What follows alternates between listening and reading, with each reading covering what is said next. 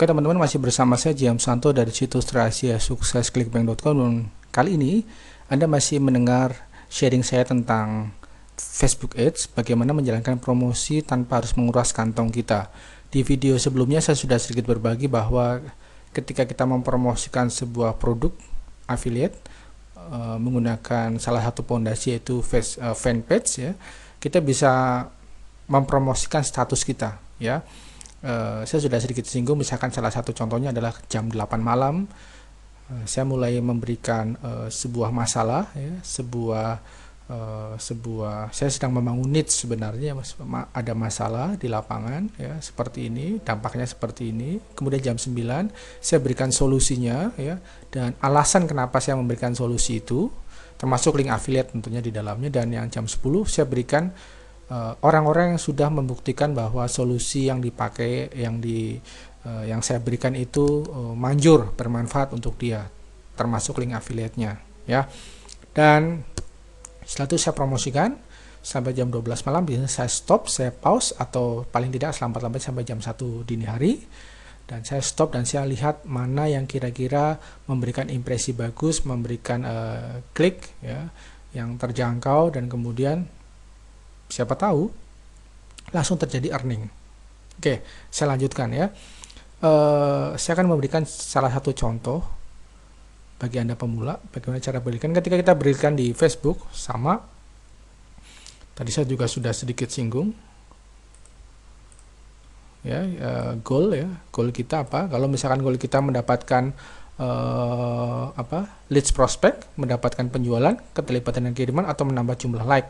Kalau mendapatkan penjualan ya, kita bisa ataupun mendapatkan leads prospect, kita di sini bisa tulis nama website kita, nama website review kita, nama website yang isinya telling story, nama website yang isinya konten newsletter, testimoni, dan segala macam. Kita bisa tuliskan di sini alamatnya www.blablabla.com gitu. Tetapi kalau kita ingin mempromosikan fanpage kita dengan tujuan memperoleh interaksi ya, keterlibatan dengan kiriman atau menambah jumlah like, kita bisa tuliskan aja nama fanpage kita apa gitu. Dan kemudian di sini ada 3. Ini di sini adalah ini untuk mendapatkan lebih banyak likers. Kemudian ini untuk interaksi halaman ya, untuk supaya ketika kita update status, kemudian kita ingin mempromosikannya supaya terlibat interaksinya, kita pakai yang nomor 2 seperti ini ya. Dan kasus saya yang saya bilang itu jam 8 malam saya berikan sebuah masalah ya, saya bangun niche. Saya biasa berarti saya ingin interaksi dengan audiens saya menggunakan poin ini yang kedua. Kalau yang ini biasanya lebih ke arah kita ini ketika kita ingin mempromosikan situs di luar fanpage, misalkan situs blog kita, website kita, itu biasanya kita memilih ini. Langsung kita tulis di sini www.blablabla.com. Tapi kalau konteksnya adalah untuk mempromosikan fanpage untuk mendapatkan banyak likers, kita pilih yang ini ya. Di sini kita bisa juga buat judulnya, body iklannya apa gitu, dan gambarnya. Seperti yang saya bilang di video sebelumnya, bahwa ketika kita berbicara Facebook, ketika bicara kita FB Ads ya, itu seperti kita sedang mencocok-cocokkan ya. Setelah ini Anda sudah banyak belajar tentang bagaimana membuat iklan di member area. Yang paling penting adalah ini dia demografinya ya, dari negara. Kalau ini konteksnya luar negeri ya, di negara itu nggak mesti harus Amerika ya. Amerika pun kita bisa pecah lagi negara bagian kita bisa pecah lagi menjadi kota-kota. Dan tugas kita adalah memang mencocok-cocokkan kira-kira produk tertentu ini bagusnya di mana, di demografi apa, di kota apa, di negara bagian apa, jenis kelaminnya apa, lebih bagus perempuan atau laki-lakinya ya. Kemudian minat khususnya itu tentang interest. Kalau misalkan kita ingin sesuatu mempromosikan produk-produk affiliate yang hubungannya dengan weight loss, mungkin kita masukkan di sini mereka yang tertarik dengan hal-hal yang tentang menu-menu tentang gaya hidup sehat ya, misalkan tentang diet, tentang weight loss, tentang healthy diet, atau resep makanan ya, dan segala macam. Dan ini dia. Di sini kita bisa klik di sini. Nah, ini dia. Hubungannya apa? Menikah, lajang, menikah, berpacaran, bertunangan atau tidak disebutkan ya. Semakin pada prinsipnya adalah semakin tertarget jumlahnya itu semakin spesifik. Kalau dibandingkan 60 juta, misalkan aja contohnya di sini koneksi internetnya sedang ada gangguan ya. Jadi saya ingin bilang bahwa ketika kita mempromosikan sebuah produk affiliate melalui fanpage kita juga harus perhatikan demografinya ya. Jangan terlalu besar, jangan juga terlalu kecil. Saya pernah mempromosikan sebuah produk dengan pemirsa ya, dengan demografi kurang lebih di bawah 50.000. Ternyata biddingnya justru lebih besar, lebih tinggi ya. Mungkin juga ini karena berkaitan dengan negara dan juga interest yang saya tembak.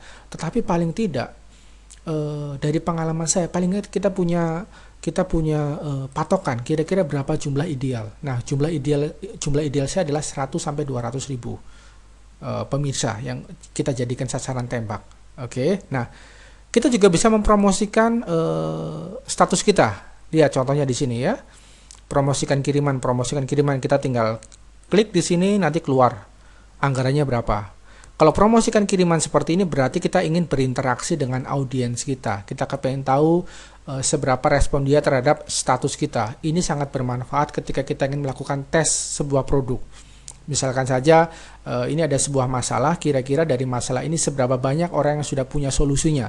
Terus kita promosikan dan kita bisa tahu interaksinya, kira-kira audiens kita ini mengerti nggak? Atau jangan-jangan audiens kita sudah tahu solusinya, artinya dia sudah tahu produk apa yang akan kita promosikan. Saya pernah mempromosikan sebuah produk Tinnitus Miracle ya. Ternyata sebagian dari audiens saya itu sudah bisa menebak ke arah mana pembicaraan saya. Karena itulah maka kita harus lebih wise, kita harus bermain cantik ya dengan cara yaitu tadi, jangan sedikit-sedikit ngiklan. Kita share knowledge aja, kita share pengetahuan karena mereka sangat-sangat appreciate terhadap kita. Ketika kita bilang please share, dia akan share. Please like, kalau memang bagus dia akan nge-like ya. Dalam status kita juga harus pikirkan ya. Kalau untuk misalkan status-status apa yang disukai oleh market kita, audiens kita. Kadang-kala ketika misalkan di weight loss ini gitu.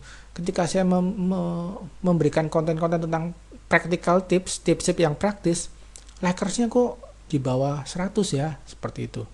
Coba deh satu kali waktu saya coba mulai berikan konten-konten yang sifatnya adalah tentang resep masakan, resep minuman. Ternyata likersnya itu di atas 100. Jadi dengan kita bisa mengetahui needs, mengetahui kebutuhan audiens, mengetahui kebutuhan likers kita, itu akan semakin membuat kita dekat dengan tujuan akhir kita, itu dapat earning. Oke, itu Facebook ya, yang saya bagikan, yang saya akan sedikit yang saya singgung ya. Oke, sekarang saya akan kembali lagi untuk memberikan tips lain ya, menyambung yang di video sebelumnya, bahwa ketika kita mempromosikan PPC apapun itu, PPC ad maupun di perusahaan-perusahaan PPC lain, kita jangan pernah terjebak dengan konsep berjudi. Mental berjudi. Maksudnya seperti ini ya. Kita dalam konteks hal ini misalkan Facebook ad ya, biar mudah ya. Kita pasang iklan 100.000 di Facebook ad. Ternyata kita mendapatkan earning 30 US. 300.000 berarti kan ya. Kita dapat untung 20 US, 200.000, 100.000. Wah, tambahkan langsung di hari yang sama, di waktu yang sama kita tambahkan lagi 100.000 lagi dengan harapan kita dapat 60 US. Kalau 100.000 kita pasang iklan, kita dapat 30 US, harapan kita tambahkan 100.000 maka akan dapat 60 US. Jika Anda terjebak pada pola pemikiran seperti itu, nanti lama-lama dompet Anda akan bocor. Jangan seperti itu. Karena pada prakteknya bisa jadi malah nothing, nggak dapat apa-apa. Ya. Bahkan ketika Anda semakin tambahkan uangnya, nggak dapat apa-apa, stop di earning 30 sekian dolar, $30 itu, padahal Anda sudah keluar 500.000 katakanlah. Anda penasaran lagi, pasang lagi besok harinya, sama seperti itu, nanti lama-lama tongpes. Makanya karena itu saya selalu wanti-wanti, bangun pondasinya dulu, dan ketika Anda memasang iklan di Facebook, Tujuannya apa dulu nih? Harus dilihat tujuannya. Kalau ingin earning, melakukan penjualan kan bisa dari status kita, ya.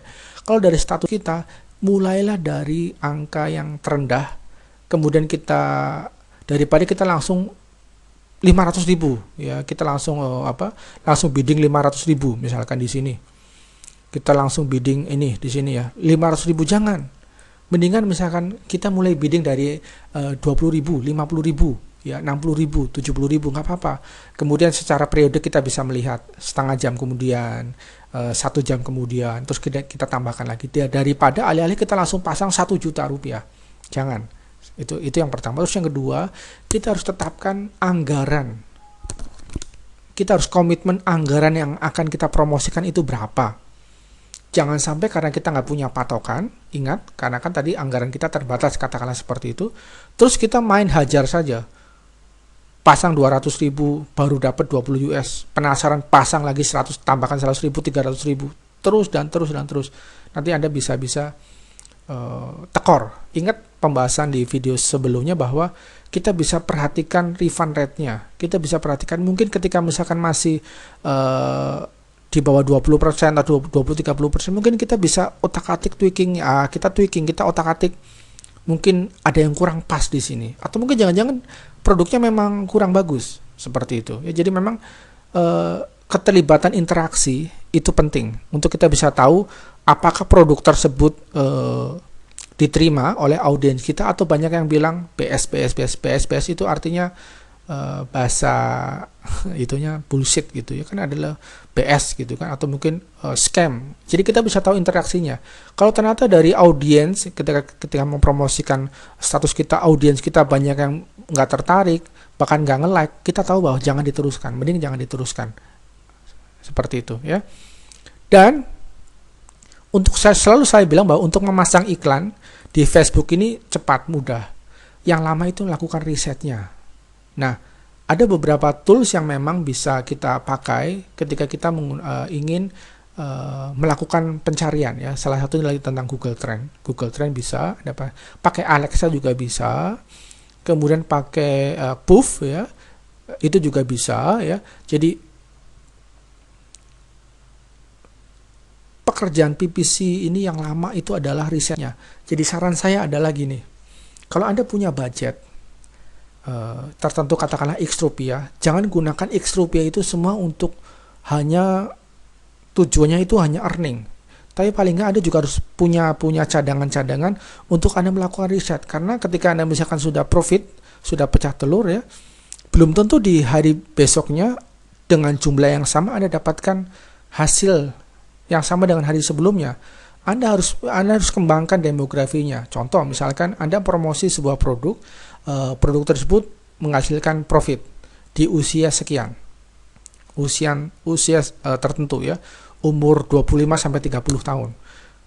Kan secara alamiah kan kita kepengen earning kita akan semakin tinggi, semakin besar. Caranya gimana? Kita mulai tes, melakukan pelebaran usia. Mungkin mau coba 30 sampai 35 tahun. Coba, atau mungkin sama-sama usianya 25-30, tapi sekarang kita beda negara bagian, beda kotanya. Kan kita terus-menerus ingin mengeksplor gitu. Mungkin interestnya, kalau tadinya diet, bagaimana kalau tentang healthy diet, kan seperti itu. Oleh karena itu, untuk aktivitas ini kan perlu dana segar. Karena itulah saya selalu bilang, kalau Anda nggak cukup duit, nggak cukup modal, Anda bisa habis kalau Anda membangunnya tanpa adanya pondasi. Tetapi sebaliknya, tanpa Anda harus promosi jor-joran, Anda fokus membangun konten, ya, interaksi dengan audiens Anda. Tanpa ini nggak bilang promosi, tetap terus kasih edukasi. Satu kali waktu di titik tertentu, Anda update status yang ada hubungannya dengan produk Anda rekomendasikan, itu bisa menghasilkan sales tanpa Anda harus promosi. Saya sudah mengalaminya, ya. Jadi memang ada kita nggak boleh buru-buru. Nama juga kita lagi membangun pondasi, ya. Coba Anda perhatikan kalau bangun rumah, kalau masih basah aja terus kita tumpangin dengan beban yang lebih berat, ya, pondasi itu kan biasanya hasilnya bahkan akan rubuh. Biasanya tunggu mengeras dulu, kan seperti itu. Oleh karena itu sama di internet marketing, di Facebook Ads, ya. Kalau modal Anda cekak, Anda fokusnya bangun pondasi dulu. Konten, Pak, kontennya dari mana. Selalu saya bilang, gunakan orang lain. Anda boleh browsing, Anda boleh lihat materi-materi yang memang lagi disukai oleh orang, kemudian Anda bisa rewrite, atau Anda mungkin bisa comot tema-temanya lalu Anda berikan ke karyawan dunia maya Anda untuk dikerjakan. Dengan cara seperti itu, 1 bulan saja Anda konsisten, bulan depan Anda sudah mulai earning, ya $20, $30, tanpa Anda harus mengeluarkan biaya promosi gila-gilaan. Kenapa? Karena pondasi Anda sudah mulai terbentuk. Ingat, jangan seperti kita bermain seperti penjudi, 100.000 tambahkan 200.000 tiba-tiba karena Anda sudah biasa mengeluarkan 300.000, maka Anda akan dengan mudah mengeluarkan 500.000 per hari. Karena sudah dengan 500.000 akan dengan mudah 1 juta, karena Anda akan terus panas kan, istilahnya gitu kan. Di pasang 500.000 kan iklannya, dapatnya cuma $75, untung 250.000. Ada pasang lagi, padahal itu belum untung. Ingat, itu masih gross sales amount, masih jumlah kotor, belum tentu nanti besoknya ada refundnya, ada refund rate-nya. Ayo, ya kan? Oleh karena itu, perhatikan video tentang risk management yang sudah saya bagikan. Anda mulai banyak trial, ada anggaran untuk promosi, ada anggaran untuk Anda melakukan riset, perluasan demografi untuk produk-produk tertentu, ya, yang mendatangkan profitable untuk Anda, ya. Anda otak-atik dengan mulai tes dan ukur dari mulai biaya yang paling rendah. Jangan langsung 500.000, mulai dari 50.000 mungkin 25.000 Anda naikkan. Kemudian Anda juga mulai coba-coba di waktu-waktu prime time. Kalau jam 10 malam di sini, coba mungkin jam 11 malam, coba mungkin setengah 12 malam. Itulah aktivitas kita affiliate di belakang layar yang tidak diketahui orang banyak. Tapi begitu itu sudah kita menemukan campaign yang the winner, istilah saya campaign yang bisa memberikan profit, satu campaign memberikan profit, kita cari lagi campaign kedua memberikan profit, kita riset, jatuh bangun, ketemu lagi niche-nya, kita punya 3 campaign, kita jalankan secara bersama di waktu prime time, boom, earning kita akan cepat, itu akan bisa datang. Belum penjualan demi penjualan yang akan terjadi di keesokan harinya. Itulah pentingnya ketika Lakers kita sudah siap, ketika pondasi kita sudah siap, sangat-sangat mudah ketika kita melakukan promosi atau mengedukasi pasar dengan sebuah produk yang kita promosikan. Jadi, itulah yang bisa saya share kepada Anda, dan saya ingin mendorong Anda untuk banyak praktek. Jangan terpaku dari apa yang sudah saya share, tapi Anda juga harus langsung masuk, terjun, trial, supaya Anda dapatkan jurus Anda sendiri dengan pengembangan yang sudah saya berikan kepada Anda secara khusus di Facebook Ads ini. Ingat, jangan punya mental seperti penjudi, segala sesuatu harus ada budgetnya. Ketika budget itu sudah habis, katakanlah dalam sehari dan Anda belum dapat earning, jangan teruskan. Anda bisa mulai di besok hari, sambil menunggu besok hari Anda mulai otak-atik kira-kira apa yang salah. Mungkin demografinya salah, usianya kurang tepat, interestnya kurang tepat, atau mungkin Anda terlalu buru-buru, prime time-nya belum tepat di waktu itu di negara tertentu. Anda coba mungkin bisa ganti negara bagian, atau mungkin kota, atau mungkin bahkan negara lain selain US, seperti itu yang bisa saya memberikan masukan. Karena selebihnya adalah kreativitas kita, ya. Dari mulai picture tadi saya sudah berikan, ya, tentang picture, kemudian materi iklannya.